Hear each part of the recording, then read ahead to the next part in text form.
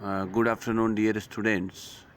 आपके अपने YouTube channel SKGGC पर आप सभी का एक बार पुनः स्वागत है। मैं रवि आप सभी का यहाँ पर स्वागत करते हुए उम्मीद करता हूँ कि सारे बच्चे बहुत बेहतरी से पढ़ रहे होंगे। अपनी शारीरिक और मानसिक क्षमताओं का यथोचित उपयोग और समन्वय करते हुए विपरीत परिस्थितियों से निपटने का मजबूत मानसिक स्तर बनाए हुए होंगे एवं अपने घर, अपने आर्थिक, पारिवारिक एवं सामाजिक स्थितियों में एक आवश्यक संतुलन बनाते हुए विपदा के साथ चुनौतीपूर्ण तरीके से प्रत्युत्तर देने हेतु वे यहाँ पर आतुर होंगे और बेहतर मानव संसाधन निर्माण में, देश निर्माण में, समाज निर्माण में, चरित्र निर्माण में अपना अहम योगदान दे रहे होंगे। किसी कला कौशल अथवा किसी साहित्यिक एवं अन्य उपलब्धियों से सरोकार रख रहे होंगे। आप सभी से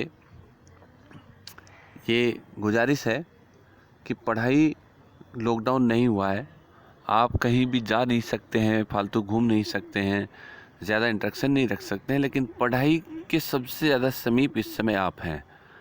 अगर सच कहूँ तो आप जिस स्थिति में इस समय हैं, यहाँ से आप ज्ञान की नई गंगाएं बहा सकते हैं, नए साहित्य लिख सकते हैं, नया इनोवेशन कर सकते हैं, नई थीम प्रोजेक्ट कर सकते हैं। आप दुनिया के सामने वो नज़ीर पेश कर सकते हैं जिससे कि लोग आपको लंबे समय तक याद रखें। इसलिए आप पढ़ाई को सर्वोच्च वरीयता पर रखते हुए इस विकट परिस्थिति में अपने आप को समायोजित करेंगे। आज हम कल से जो आगे चीज़ है उसी को आगे बढ़ाते हैं और कल हमने रेवेन्यू सिस्टम के बारे में देखा था। आज उसी सिस्टम में और तब्दीलियां करते हुए उसको आगे बढ़ाते हैं। और मुग़ल काल में किसान की स्थिति अकबर और जहांगीर के समय बुरी नहीं थी, लेकिन शाहजहाँ के समय बुरी हो गई थी। ये बात हम डिस्कस कर चुके हैं। और एक बात और कि जो ज़मीन का रेवेन्यू कलेक्ट होता था उसमें पटवारी, मुकद्दम, पाटिल, तालुकदार, आमिल आदि होते थे। जमींदार भी इसमें रोल अदा करते थे। आज हम बात करेंगे एक नए टॉपिक की और वह है जागीर। जागीर, जैसे कि आपने सुना होगा कि तेरे बाप की जागीर है क्या। तो भाई जागीर वह भूमि होती है जो किसी को उसके काम के बदले दी जाती है, जिससे लगातार उसकी आय होती रहे।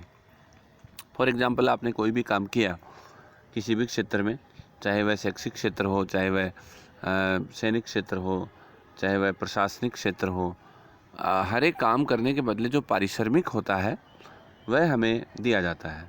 तो या तो कैश में दिया जाता है या फिर हमें किसी वस्तु के रूप में दिया जाता है।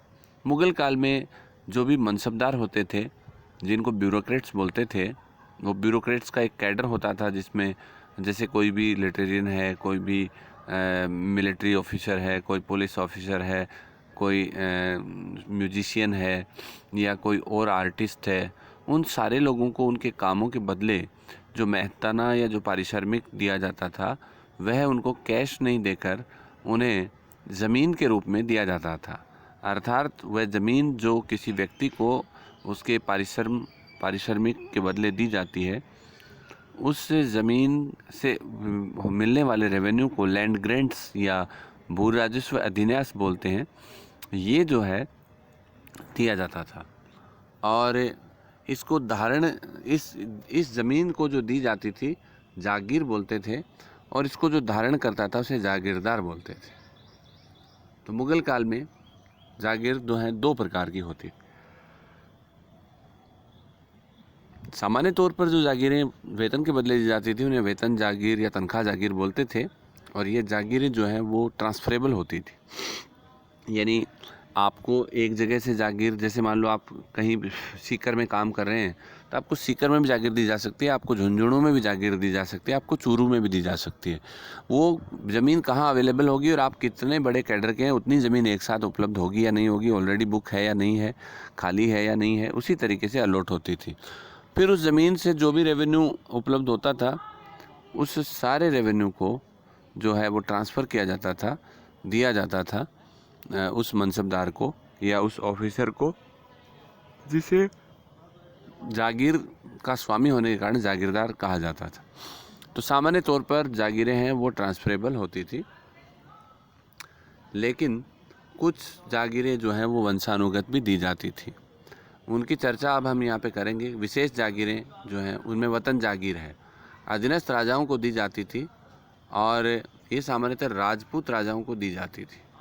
मुख्य तौर पर औरंगज़ेब ने वतन जागीरों को छीनने का प्रयास किया था।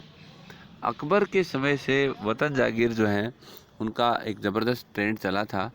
जितने भी राजपूत राजा थे उनको उनके कामों के बदले जो वेतन मिलता था वह जिस एक वंशानुगत स्वरूप में मिलता था और उसे वतन जागीर कहा जाता था। इसके बाद में अलतमगा जागीर है, जहांगीर के द्वारा विशेष करवा पात्र लोगों को हेरिडेटिकली या वंशानुगत दी जाती थी। ये धार्मिक व्यक्तियों को दी जाती थी। वफ़ जागीर जो है वो भी धार्मिक व्यक्तियों को ही दी जाती थी और ये भी वंशानुगत ही होती थी। इसके बाद में सयूरगाल मिल्क या इनाम जो है वो धर्मगुरु और जो भी विद्वान लोग हैं, ज़रूरतमंद हैं, इनको दी जाती थी। मोकासा है वो मराठों को दिया जाने वाला भूमि अनुदान होता था। और महाले खालसा जो है वो वह भूमि जो जागीर इनाम या वफ़ के रूप में दी जाती के लिए सुरक्षित रखी जाती थी, उसे महाले खालसा कहा जाता था। इस तरीके से आपने कुछ जागीरों के बारे में पढ़ा है। याद रहे, हर मनसबदार जागीरदार होता है। जागीर दो प्रकार की होती हैं, एक स्थानांतरणीय जागीर, एक वंशानुगत जागीर। स्थानांतरणीय जागीर में आपको ज़मीन छीन कर दूसरे को दे दी जाएगी, दूसरे वाली आपको दे दी जाएगी। वंशानुगत आपकी और आपकी पीढ़ियों को दी जाएगी। धन्यवाद।